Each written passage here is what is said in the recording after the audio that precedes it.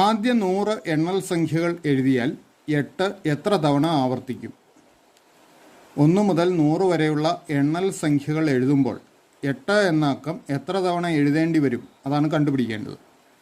അപ്പോൾ 8 യൂണിറ്റ് പ്ലേസിൽ അഥവാ ഒറ്റയുടെ സ്ഥാനത്തും എഴുതേണ്ടി വരും, 10ൻ്റെ സ്ഥാനത്തും എഴുതേണ്ടി വരും.